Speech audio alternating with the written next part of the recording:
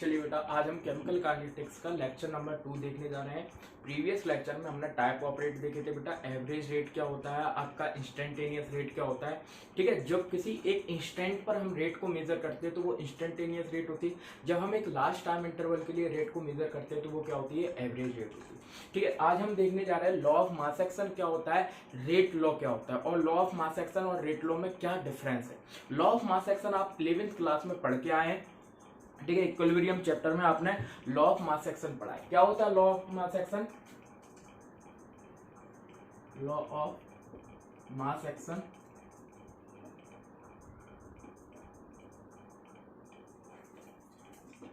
क्या कहता है? Law of mass action, law of mass action कहता है eight a given temperature, eight a given temperature,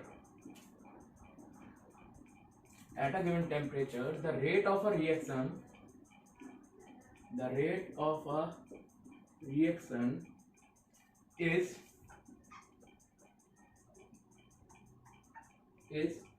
directly proportional to the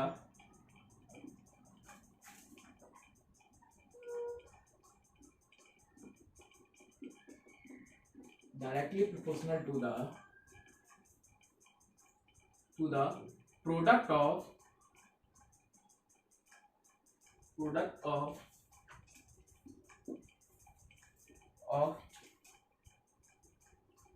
molar concentrations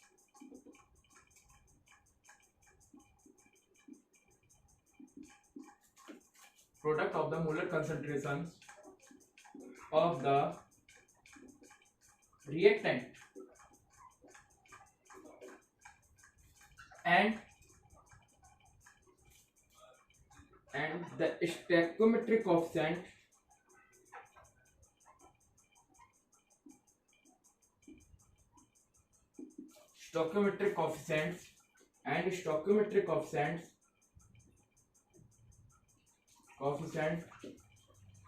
raised to the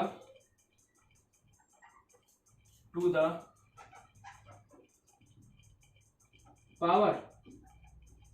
stoichiometric coefficients कहां पर चले जाते हैं? पावर में चले जाते हैं। जैसे मैंने एक इक्वेशन मानी आपका a into A B into B gives product, कोई प्रोडक्ट मिल रहा होगा।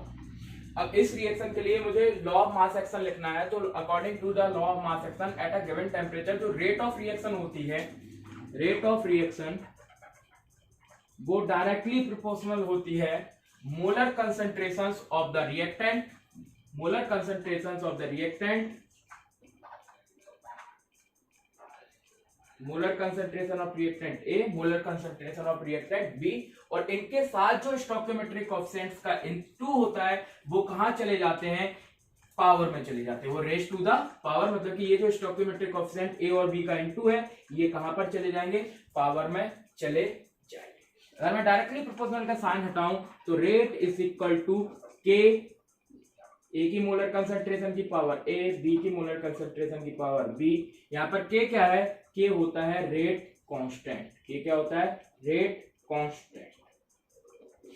तो लॉ ऑफ मास एक्शन क्या बोलता है? लॉ ऑफ मास एक्शन बोलता है किसी भी गिवन टेम्परेचर पे कोई भी अगर एक रिएक्शन है तो उसकी जो रेट होगी वो डायरेक्टली प्रोपोर्शनल होगी उस रिएक्शन में जो रिएक्टेंट है, उस रिएक्शन में जो रिएक्टेंट है। यहां पर क्या है? ए और बी, इनकी मोलर कंसंट्रेशन, ए की मोलर कंसंट्रेशन ये, बी की मोलर कंसंट्रेशन ये, इनके प्रोडक्ट के डायरेक्टली प्रोपोर्शनल होगी। साथ में इन रिएक्टेंट के साथ जो आपका स्टोइकियोमेट्रिक कोएफिशिएंट्स का इनटू है, यहां पर क्या स्टोइकियोमेट्रिक कोएफिशिएंट है? ए और बी, वो कहां चले जाते हैं? वो पावर में कहां चले जाते हैं? वो किसमें चले जाते हैं? पावर में। तो at a given temperature the rate of reaction is directly proportional to the product of molar concentration of reactant, is directly proportional to the product of the molar concentration of the reactant and the stoichiometric coefficient raised to the power। और जो stoichiometric coefficients होते हैं वो उसकी क्या है? उन reactants की कहां चले जाते हैं? पावर में चले जाते हैं। ये क्या बोलते हैं? आपका लॉ ऑफ मास एक्शन बोलता है। क्या बोला जाता है? Law of mass action. इसी तरीके से क्या निकाला जाता है? आपका रेट लॉ। जल्दी से स्क्रीनशॉट ले लीजिए, आप जल्दी से आप स्क्रीनशॉट ले लीजिए। ठीक है बेटा, आई होप आप लोगों ने स्क्रीनशॉट ले लिया होगा। ये था लॉ ऑफ मास एक्शन। आपको लॉ ऑफ मास एक्शन पे ध्यान नहीं देना, आपको ध्यान देना है इसमें रेट लॉ कैसे लिखा जाता है और लॉ ऑफ मास एक्शन और रेट लॉ में क्या डिफरेंस है। थोड़ा सा डिफरेंस है, बाकी सब सेम रहता है। इसमें क्या होता है आपका लॉ ऑफ मास एक्शन से कैसे डिफरेंस होता है आपका रेट लॉ। तो रेट लॉ लिखना सीखिए आप किस तरीके से लिखा जाता है रेट लॉ। देखिए अब हम क्या पढ़ चुके हैं, आपका लॉ ऑफ मास एक्शन देख चुके हैं, अब हम क्या देख रहे थे रेट लॉ। तो रेट लॉ क्या होता है, it is a mathematical expression, it is a mathematical expression which denotes the rate of reaction. किसी भी रेट ऑफ रिएक्शन को लिखने के लिए क्या है, रेट लॉ का यूज कर रहे हैं हम, ठीक है। इसमें क्या होता है रेट लॉ में आपका, जैसे मैं एक इक्वेशन से समझाऊं तो थ्योरी जल्दी समझ में आएगी आपको। a into A plus B into B gives product, ठीक है। अब जैसे मुझे रेट लॉ लिखना है, जैसे लॉ ऑफ मास एक्शन लिखा जाता था, ऑलमोस्ट उसी तरीके से क्या लिखा जाता है रेट लॉ। थोड़ा सा डिफरेंस होता है। तो रेट लॉ, किसी भी रेट को लिखने का तरीका क्या होता है, तो रेट जो होगी वो इक्वल होगी product of the molar concentration. Molar concentration के टर्म में लिखा जाता है रेट लॉ को, in term of molar concentration of reactant. Reactant की मोलर कंसंट्रेशन के टर्म में लिख लिया अपन ने। इन मोलर कंसंट्रेशन का क्या होता है, प्रोडक्ट होता है, ठीक है। अब rate law of mass action में क्या हो रहा था, जो ये स्टोइकोमेट्रिक कोएफिशिएंट था वो पावर में जा रहा था। बस डिफरेंस यहां पर ही होता है, रेट लॉ में स्टोइकोमेट्रिक कोएफिशिएंट पावर में नहीं जाता है। वहां पर स्टोइकोमेट्रिक कोएफिशिएंट पावर में नहीं जाता है, कुछ ना कुछ तो पावर में जाएगा। अब ये एक्स और वाई मैंने क्या लगा दिया, पावर में। अब ये एक्स वाई पर डिपेंड करता है, वो हो सकता है किसकी इक्वल हो, स्टोइकोमेट्रिक कोएफिशिएंट। ध्यान से सुनिए मैं क्या बोल रहा हूं, वो डिपेंड करता है एक्स और वाई पे, हो सकता है वो किसके इक्वल हो, स्टोइकोमेट्रिक कोएफिशिएंट के, हो सकता है वो स्टोइकोमेट्रिक कोएफिशिएंट के इक्वल ना हो। लेकिन रेट लॉ में वो किसकी इक्वल होता था, sorry law of mass action में किसकी इक्वल होता था, ये जो पावर जाती थी ये पावर किसकी इक्वल होती थी, स्टोइकोमेट्रिक कोएफिशिएंट के। लेकिन रेट लॉ में कभी भी ये जो स्टोइकोमेट्रिक कोएफिशिएंट होता है इसकी कोई गारंटी नहीं होता है कि ये जो आपने पावर लगाई है रिएक्टेंट्स के ऊपर वो स्टोइकोमेट्रिक कोएफिशिएंट के हमेशा इक्वल होंगी। चांसेस रहते कि वो इक्वल हो जाएं और चांसेस रहते वो इक्वल ना भी हो।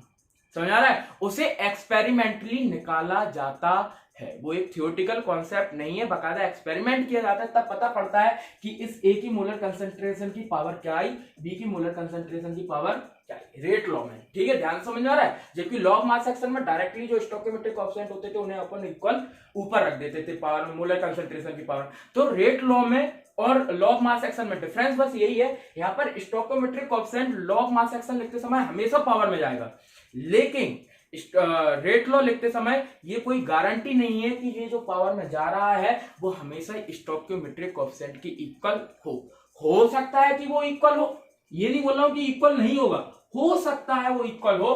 मे और मे नॉट बी सेम, मे और मे नॉट बी सेम का मतलब ये जो पावर है each term raise to some power, each term raise some power X और वाई, और ये पावर जो है मे और may not be same as stoichiometric coefficient. हो सकता है ये जो पावर है वो स्टोइकोमेट्रिक कोएफिशिएंट की इक्वल हो और हो सकता है वो स्टोइकोमेट्रिक कोएफिशिएंट की इक्वल ना हो, वो एक्सपेरिमेंट से हमें पता करना पड़ता है। बस यही एक सिंपल सा डिफरेंस होता है लॉ ऑफ मास एक्शन में एंड रेट लॉ में। May be X and Y equal to A and B और may not be equal to A and, समझ में आ रहा है कि नहीं। तो ये होता है आपका रेट लॉ। जल्दी से आप क्या स्क्रीनशॉट ले लीजिए, फिर हम आगे बढ़ते हैं। अब एक सेकेंड और, यहां पर मैं डायरेक्टली प्रोपोर्शनल का साइन लगा रहा हूं। ये डायरेक्टली प्रोपोर्शनल का साइन है, जब ये डायरेक्टली प्रोपोर्शनल का साइन हटेगा तो यहां पर क्या आएगा, के, क्या आएगा, के।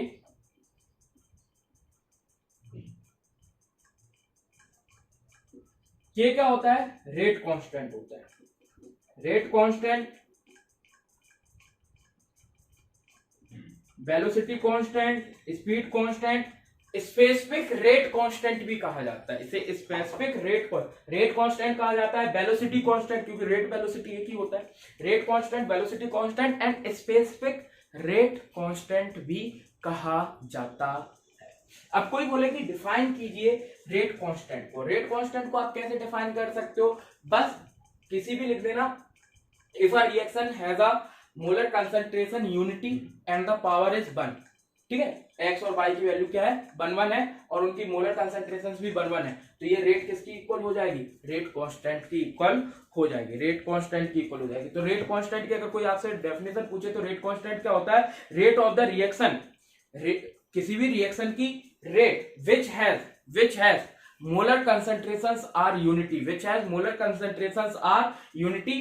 ठीक है, रेट कांस्टेंट क्या होता है, उस रिएक्शन की रेट होती है जिसकी मोलर कंसंट्रेशंस क्या होती है, 1 अगर मैं यहाँ मोलर कंसंट्रेशन 1 रख दूंगा तो रेट कांस्टेंट किसकी इक्वल हो जाएगा, रेट के। देखिए कैसे, के 1 की पावर x 1 की पावर 1 की पावर बाई हो या कुछ भी हो, वो तो 1 ही 1 हो जाएगा। तो रेट इक्वल टू किसके आ गया, तो rate constant is the rate of a reaction, rate constant is the rate of reaction which has molar concentrations are unity. ठीक है, लिख पाओगे रेट कांस्टेंट की अगर definition, rate constant is the rate constant वह रेट उस reaction की rate होता है जिसकी मोलर कंसंट्रेशंस क्या होती है, यूनिटी होती है, यूनिट होती है या 1 होती है। बिल्कुल समझ में आता है कि नहीं। ठीक है, स्क्रीनशॉट ले लीजिए।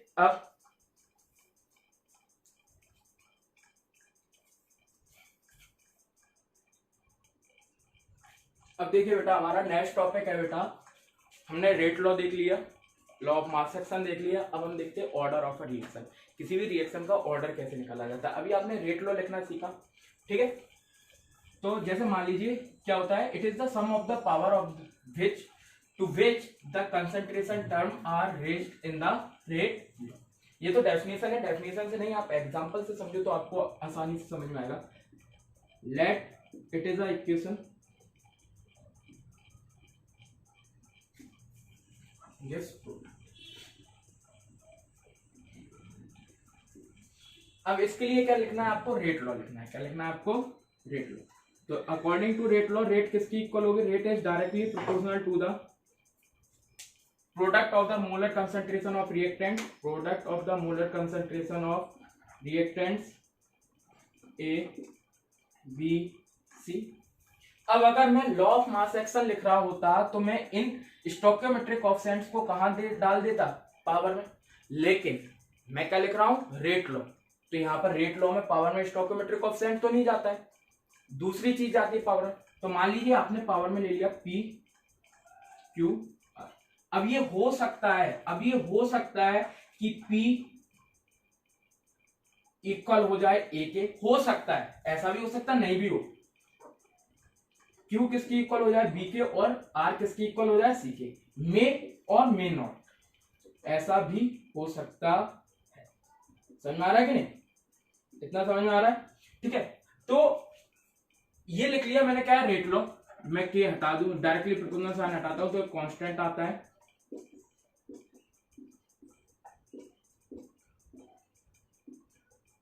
ठीक है, अब ये जो आपका ऑर्डर होगा, ऑर्डर क्या होता है, order is the sum of the power of the molar concentration. किसी भी रेट लॉ को लिखते समय उनकी मोलर कंसंट्रेशन की जो पावर होती है, मोलर कंसंट्रेशन की पावर कौन कौन सी,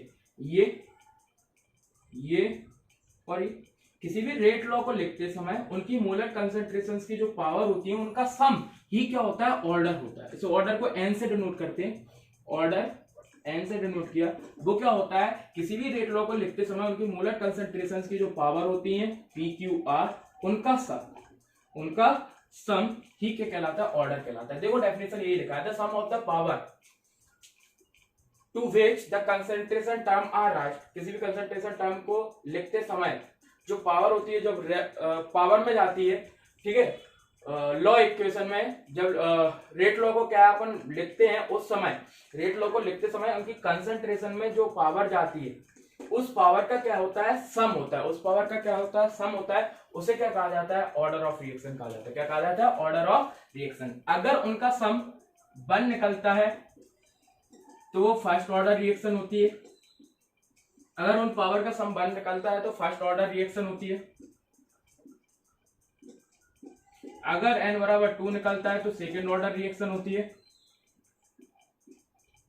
सेकेंड ऑर्डर रिएक्शन होती है। अगर सम 3 निकलता है तो वो थर्ड ऑर्डर रिएक्शन होती है। इस तरीके से अपन बोलते हैं कि ये फर्स्ट ऑर्डर रिएक्शन है या थर्ड ऑर्डर रिएक्शन है या सेकेंड ऑर्डर रिएक्शन है। तो यार उनके सम पे डिपेंड करता है। तो ये होता है ऑर्डर ऑफ रिएक्शन। तो ऑर्डर ऑफ रिएक्शन क्या होता है? Order of reaction is the sum of the power of the concentration which raised when we write the rate law. When we write the rate law, the molar concentration raised some powers.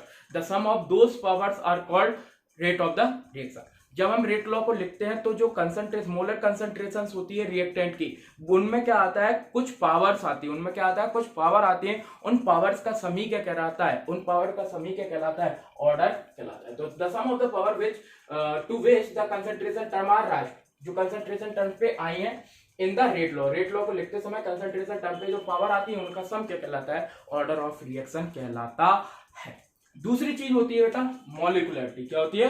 Molecular. जल्दी से इसका screenshot ले लीजिए। चलिए अब हम example देख रहे हैं, some example of different type of reaction. हम सबसे पहले फर्स्ट ऑर्डर रिएक्शंस के कुछ एग्जांपल, ये जो मैं एग्जांपल अभी बताने जा रहा हूँ ये आपको याद रखने ऑब्जेक्टिव में डायरेक्ट पूछे जाते हैं बेटा। इस चैप्टर से 4 मार्क्स का एक क्वेश्चन आता है, 1 मार्क्स का ऑब्जेक्टिव आते हैं। तो इस वाले पार्ट से अभी जो मैं एग्जांपल लिख रहा हूँ ये याद रखना किस ऑर्डर का कौन सा एग्जांपल है, ऑब्जेक्टिव में आने के सबसे ज्यादा चांसेस होते हैं। First order reaction,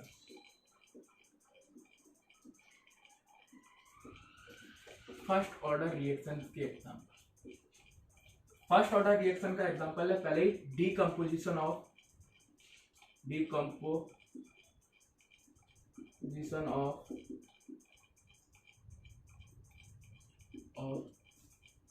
nitrogen pentoxide, nitrogen pentoxide N2O5। ठीक है, देखिए बेटा हमने फर्स्ट ऑर्डर रिएक्शन के एग्जांपल लिख लिए, ये मैंने एग्जांपल लिख लिए सेकंड ऑर्डर रिएक्शन। समझाने का कुछ है नहीं है, याद रखना है डीकंपोजिशन ऑफ नाइट्रोजन पेरोक्साइड। ठीक है, उसका क्या होता है? डीकंपोजिशन ऑफ नाइट्रोजन पेरोक्साइड आपका सेकंड ऑर्डर रिएक्शन होता है। कौन सा ऑर्डर रिएक्शन होता है? सेकंड। कैसे लिखोगे? रेट इज इक्वल टू के मोलर कंसंट्रेशन ऑफ NO2। ठीक है, जब सॉल्व करते हैं तो मुझे पता पड़ता है कि पावर क्या आती है यहाँ पर 2। तो जो ऑर्डर होता है वो क्या निकल के आता है? ऑर्डर इस पावर के सम की इक्वल होता है, एक ही कंपोनेंट है तो 2 आ जाएगा।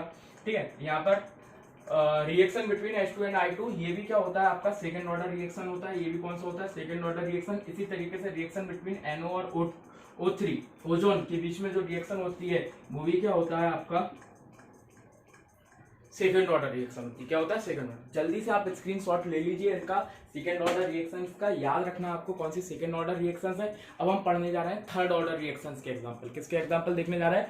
थर्ड ऑर्डर रिएक्शंस के। जल्दी से आप स्क्रीनशॉट ले लीजिए।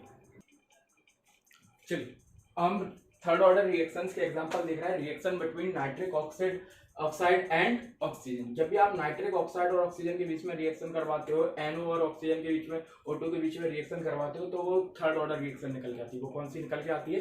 थर्ड ऑर्डर रिएक्शन निकल। इसी तरीके से नाइट्रिक ऑक्साइड एंड Cl2 के बीच में जो रिएक्शन होती है वो भी कौन सी होती है? थर्ड ऑर्डर रिएक्शन होती है। तो ये एग्जांपल है, याद रखना, nitric oxide and Cl2, nitric oxide and O2।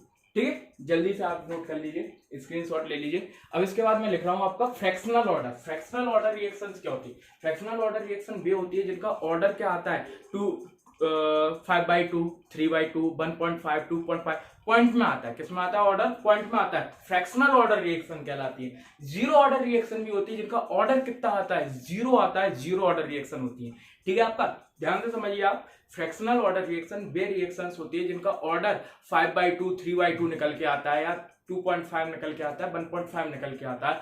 ठीक है, पॉइंट में निकल के आता है, फ्रैक्शन में निकल के आता है, तो उन्हें बोला जाता है फ्रैक्शनल ऑर्डर रिएक्शन। अभी आपने सिंपल देखी थी first order, second order, third order. अब देखेंगे फ्रैक्शनल ऑर्डर, उसके बाद देखेंगे जीरो ऑर्डर रिएक्शन के एग्जांपल। ठीक है, जल्दी से इसे स्क्रीनशॉट ले लीजिए।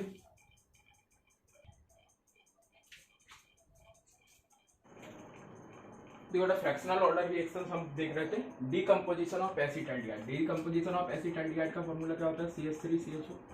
ये जब डीकंपोज होता है तो किसमें कन्वर्ट होता है? Methane CH4+C, carbon. ठीक है, इसमें कन्वर्ट होता है। तो ये जो आता है बेटा, इसका जो रेट होता है वो होता है ये इस तरीके से।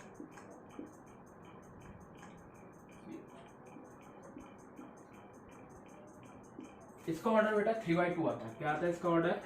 ऑर्डर आता है 3/2। मतलब 1. ये किसका एग्जांपल हो गया? फ्रैक्शनल ऑर्डर का। तो याद रखना है decomposition of acetaldehyde fractional order का एग्जांपल है। किसका? फ्रैक्शनल ऑर्डर रिएक्शन, और इसका ऑर्डर कितना होता है? 1.5, याद रखिएगा। इसके बाद इसी तरीके से आपका एक और एग्जांपल है, एक और एग्जांपल क्या है आपका? Decomposition of COCl2, decomposition of COCl2, decomposition of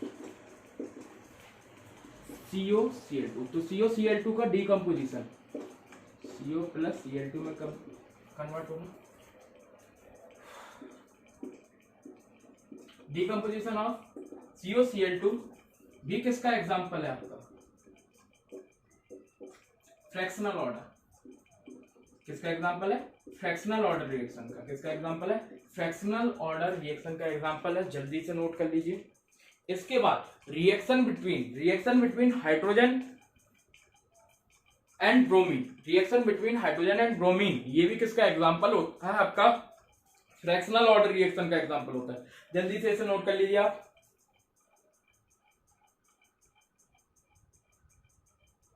ठीक है,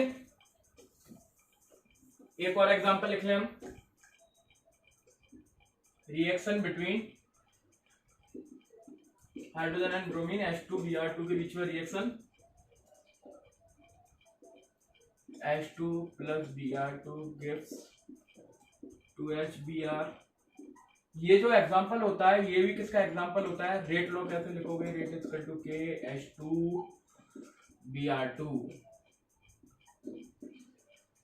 H2Br2। ठीक है, ये भी किसका एग्जांपल होता है आपका? याद रखना, इसका ऑर्डर होता है 1 प्लस 1/2 1.5, मतलब फ्रैक्शनल ऑर्डर रिएक्शन होती है।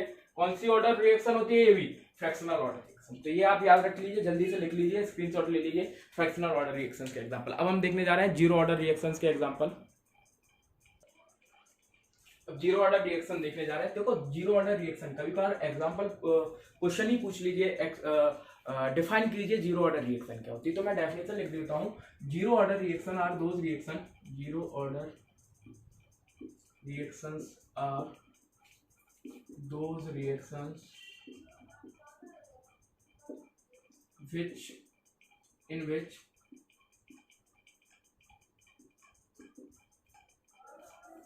rate of a reaction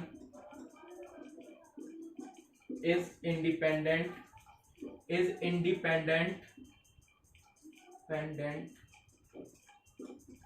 from the in which the rate of a reaction is independent from the concentration of reactant। तो जीरो ऑर्डर रिएक्शन वे रिएक्शंस होती हैं जिनकी रेट रिएक्टेंट की कंसंट्रेशन पे depend नहीं करती है। ठीक है, मतलब इनके लिए ऑर्डर की वैल्यू क्या होती है? जीरो होती है। ऑर्डर के लिए वैल्यू क्या होती है? जीरो। अब जैसे मैंने बोला, जैसे एक रिएक्शन है A2B, अगर ये जीरो ऑर्डर रिएक्शन होगी तो इसका रेट लो कैसे लिखेंगे? ऐसे लिखेंगे, ये लिखा मैंने। अब ये जीरो ऑर्डर रिएक्शन है, अगर मैं यहाँ पर ऑर्डर जीरो बना दूं, ये जीरो रख दूं पावर, ठीक है, तो पावर का सम ही ऑर्डर होता है। तो 1 की पावर A की पावर 0 क्या हो जाएगा? 1। तो रेट किस चीज पे डिपेंड कर रही है? यहाँ पर रेट डिपेंड कर रही है रेट कांस्टेंट पे, कंसंट्रेशन ऑफ रिएक्टेंट पे तो डिपेंड कर ही नहीं रही। तो जीरो ऑर्डर रिएक्शन वे रिएक्शन होती है जिनमें रेट रिएक्टेंट की कंसंट्रेशन पे डिपेंड नहीं करती, जिनमें रेट रिएक्टेंट की कंसंट्रेशन पे डिपेंड नहीं करती हैं, जीरो ऑर्डर रिएक्शंस कहलाती हैं। एग्जांपल हो जाएगा आपका, एग्जांपल हो जाएगा डीकंपोजिशन ऑफ अमोनिया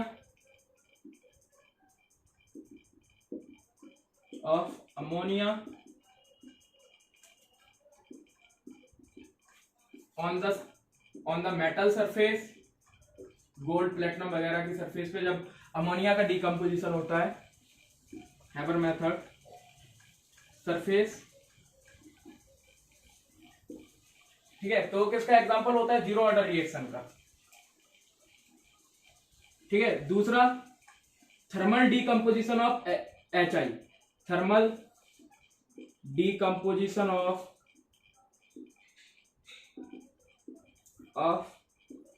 HI का थर्मल डीकम्पोजिशन और decomposition of ammonia on the surface of metal की सरफेस पे अमोनिया का डीकम्पोजिशन और थर्मल डीकम्पोजिशन ऑफ HI दोनों ही किसके एग्जांपल होते हैं? जीरो ऑर्डर रिएक्शन के एग्जांपल होते हैं। किसके एग्जांपल होते हैं? आपके जीरो ऑर्डर रिएक्शंस के एग्जांपल होते हैं। स्क्रीनशॉट ले लीजिए, फिर मैं रिएक्शन समझाता हूं। ठीक है, जैसे मैं इसकी रिएक्शन लिख रहा हूं, decomposition of ammonia on the surface of metal, इसकी रिएक्शन क्या होगा? 2NH3, ये हैवर्स मेथड है, प्लेटिनम की सरफेस पे करवा रहा हूं। ठीक है, N2 + 3H2, जब इसका रेट लो लिखते हैं तो rate is equal to K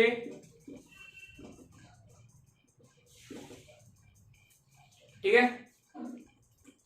दूसरा decomposition of HI, thermal decomposition, 2HI gas H2 + I2, ये भी क्या है? जीरो ऑर्डर रिएक्शन है। ये भी क्या है? Zero order reaction. ये भी क्या है? जीरो ऑर्डर रिएक्शन है। ठीक है, तो इनके लिए ऑर्डर क्या निकल के आते हैं? जीरो। लिख लीजिए आप। तो ये जीरो ऑर्डर रिएक्शंस के एग्जांपल थे, काफी इंपोर्टेंट एग्जांपल है, वेरी वेरी इंपोर्टेंट, याद रखिएगा आप।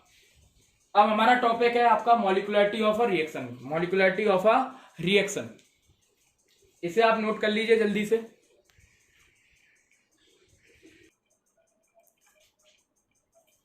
चलो बेटा, हमने क्या देख लिया? आपका ऑर्डर देख लिया, ऑर्डर ऑफ रिएक्शंस के एग्जांपल देख लिए, फर्स्ट ऑर्डर रिएक्शन का देख लिया, सेकंड ऑर्डर का देख लिया, थर्ड ऑर्डर का देख लिया।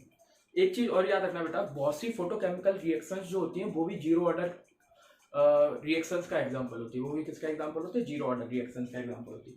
अब आप थोड़ा सा समझिए, मॉलिक्युलरिटी ऑफ रिएक्शन को पढ़ने से पहले अपन थोड़ा सा देख लेते हैं किसी भी फर्स्ट ऑर्डर रिएक्शन में रेट कांस्टेंट की यूनिट क्या होती है। तो रेट की यूनिट कैसे निकाली जाती है, रेट कांस्टेंट की यूनिट कैसे निकाली जाती है, उसको हम डिस्कस करने जा रहे हैं। How to find unit of rate.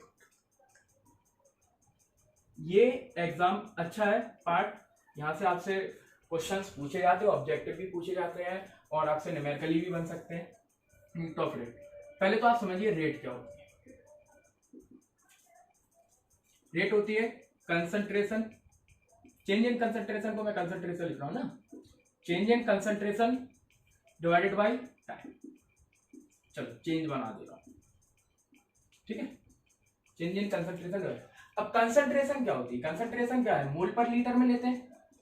Concentration को किस में लेते हो आप? मोल पर लीटर। और टाइम को किस में लेते हो आप? सेकंड में। टाइम को किस में लेते हो? सेकंड में। कंसंट्रेशन मोलैरिटी मोल पर लीटर में आती है, यूनिट की नहीं, पढ़ के आए अपन। मोल पर लीटर को अपन क्या लिख सकते हैं? मोल डिवाइड में लीटर था तो लीटर इनवर्स, सेकंड भी डिवाइड में था तो सेकंड इनवर्स। तो रेट की यूनिट क्या बन गई? रेट की यूनिट बनी मोल लीटर इनवर्स सेकेंड। अब मैं बोलूं आपसे फर्स्ट ऑर्डर रिएक्शन के लिए, ध्यान से सुनना, फर्स्ट ऑर्डर रिएक्शन के लिए रेट कांस्टेंट की unit, find the unit of rate constant. Rate constant मतलब के, रेट कांस्टेंट मतलब के, ठीक है। मान लीजिए ये रिएक्शन है A to B, ये फर्स्ट ऑर्डर रिएक्शन है। कौन सी है? ये फर्स्ट ऑर्डर रिएक्शन है ना। तो अगर ये फर्स्ट ऑर्डर रिएक्शन है तो इसमें कंसंट्रेशन की पावर क्या होगी? 1 होगी कि नहीं? फर्स्ट ऑर्डर रिएक्शन के लिए 1 होगी, ठीक है। रेट की यूनिट क्या होती है? मोल litre inverse second inverse into के। कंसंट्रेशन की यूनिट क्या होती है?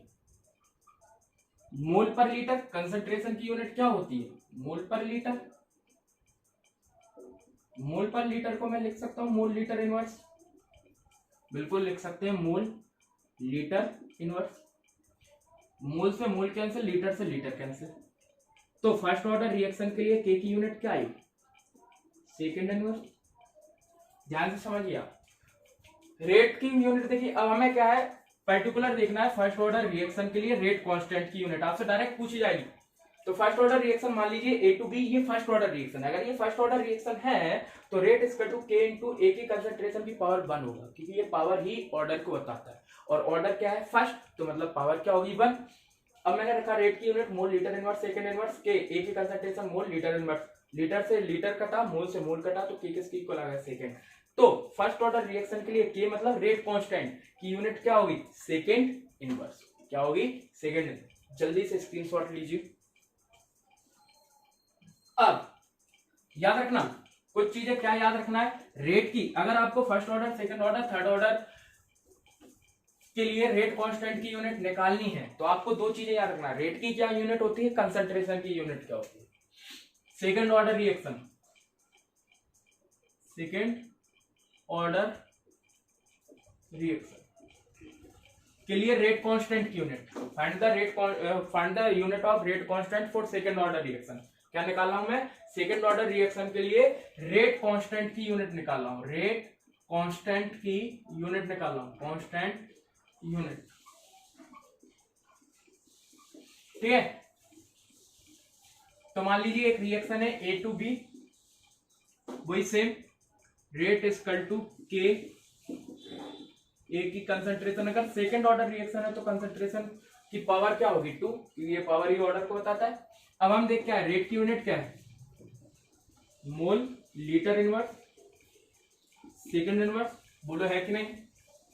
कंसंट्रेशन मोलारिटी मोल पर लीटर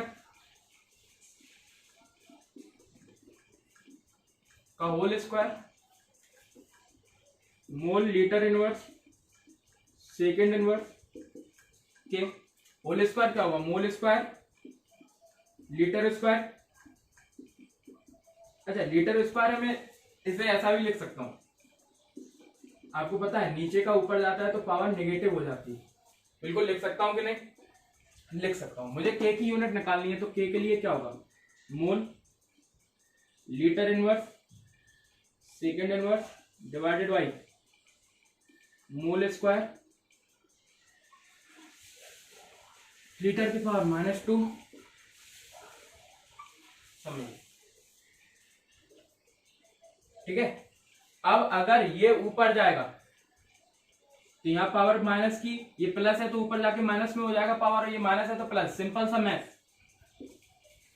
के इक्वल टू मोल की पावर 1 पहले से थी, ये 2 पावर ऊपर आई तो किसकी हो गई माइनस की, लीटर की पावर -1 थी, ये -2 ऊपर आया तो +2 सेकेंड इनवर्स। के मोल की पावर 1 - 2 कितना हुआ -1, लीटर की पावर +2 - 1 सेकेंड। ये याद रखना, आपसे ऑब्जेक्टिव में पूछा जा सकता है, ये आपसे ऑब्जेक्टिव में पूछे जा सकते हैं, इसलिए याद रखिएगा।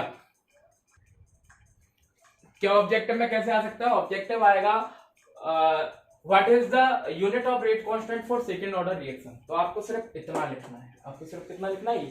मैं एक ट्रिक भी बताऊंगा, उससे आप किसी भी ऑर्डर की रिएक्शन के लिए क्या है रेट कांस्टेंट की वैल्यू निकाल लोगे, लेकिन आपको मेन मेथड आना चाहिए कि ये कैसे बना, ठीक है। इसे मैं मिटा रहा हूं, जल्दी से स्क्रीनशॉट ले लीजिए। अब मैं निकाल रहा हूं थर्ड ऑर्डर रिएक्शन के लिए, किसके लिए निकाल रहा हूं मैं, थर्ड ऑर्डर रिएक्शन के लिए रेट कांस्टेंट की यूनिट। तो ये थर्ड ऑर्डर है तो यहां पावर कितनी आ जाएगी 3।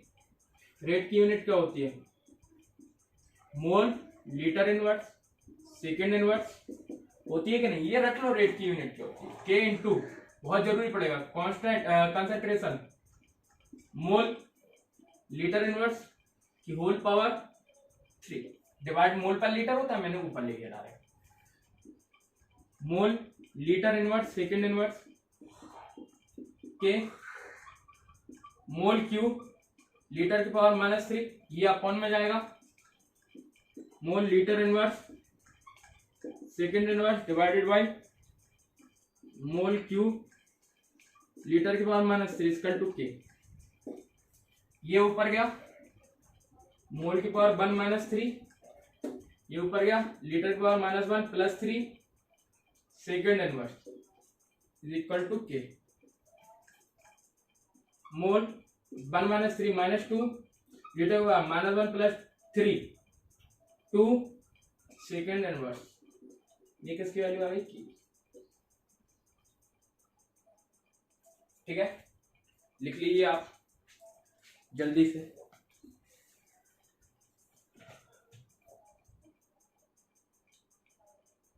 ठीक है,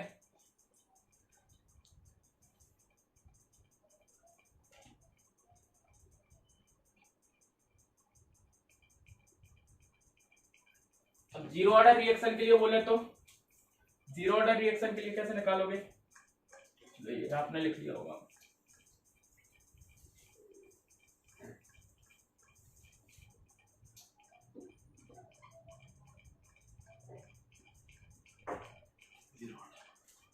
A to B rate is equal to K, A की कंसंट्रेशन और जीरो हुआ तो रेट किसके इक्वल हो गया, रेट कांस्टेंट के, ओके नहीं। तो रेट की यूनिट क्या होती है, मोल लीटर इनवर्स सेकंड इनवर्स, तो ये किसकी यूनिट हो गई, कांस्टेंट। लिख लीजिए आप जल्दी से लिख लीजिए।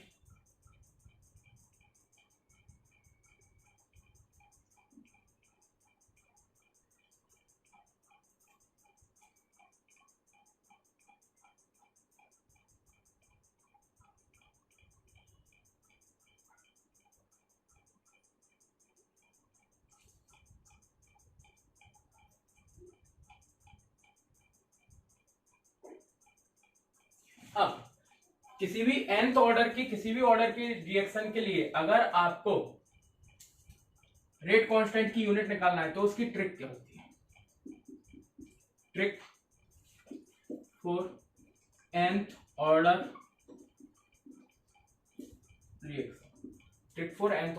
रिएक्शन, तो उसकी ट्रिक होती है mole 1 minus N litre n-1 second,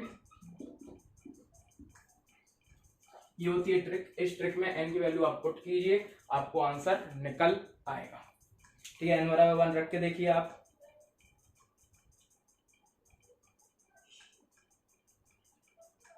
ठीक है, n बराबर 1 रखो तो देखो सेकेंड इनवर्स निकल के आ रही ना फर्स्ट ऑर्डर रिएक्शन की यूनिट। n बराबर 2 रखो, n बराबर 2 देखो, जैसे n बराबर मैंने 1 रखा तो मोल 1 माइनस 1 L बराबर 1 माइनस 1 सेकेंड इनवर्स, तो क्या निकल के आ रहा है 0 0 सेकेंड इनवर्स निकल के आ रहा है कि नहीं, ये तो 1 लीटर की पावर 0 मोल की पावर 0 तो 1 हो जाएगा, तो क्या निकल के आए सेकेंड इनवर्स। देखो फर्स्ट ऑर्डर रिएक्शन के लिए सेकेंड इनवर्स निकल के आए, सेकेंड ऑर्डर रिएक्शन n बराबर 2 हो जाएगा, मोल 1 माइनस 2 सेकेंड ऑर्डर रिएक्शन तो n बराबर क्या हो जाएगा 2 माइनस 1 सेकेंड इनवर्स, मिला लेना, ये निकला होगा सेकंड ऑर्डर रिएक्शन के लिए यूनिट। तो ये ट्रिक है, आप किसी भी ऑर्डर रिएक्शन के लिए यूनिट है, कोई बोल रहे बताइए n बराबर 50 है तो यूनिट बताओ, तो ये ट्रिक से आप इजीली क्या कर सकते हो, सोल्व कर सकते हो। अब याद रखना आप मोल लीटर इनवर्स को एटीएम में लिखोगे, अगर एटीएम के फॉर्म में अगर कभी आपसे यूनिट पूछे तो आप मोल लीटर इनवर्स की जगह क्या पुट कर देना, एटीएम पुट कर देना। अगर वो बोले एटीएम में हो तो आप जहां जहां आपको मोल लीटर इनवर्स दिखे आप उसे किस में लिख देना, एटीएम में कन्वर्ट कर देना, तो आपकी यूनिट किस में आ जाएगी, एटीएम में। जैसे अगर यूनिट आपकी है मोल लीटर इनवर्स सेकेंड इनवर्स, तो एटीएम के फॉर्म में ये हो जाएगी यूनिट एटीएम सेकेंड इनवर्स, तो हो जाएगी एटीएम सेकेंड इनवर्स। ठीक है, इस तरीके से आप कर सकते हो। चलो, ये हो गई आपकी यूनिट ऑफ रिएक्शन। अब हम देखेंगे मॉलिक्यूलरिटी ऑफ रिएक्शन, इसे हम देखेंगे नेक्स्ट लेक्चर में। किसमें देखेंगे, नेक्स्ट लेक्चर। ठीक है, उसके बाद हम करेंगे न्यूमेरिकल्स।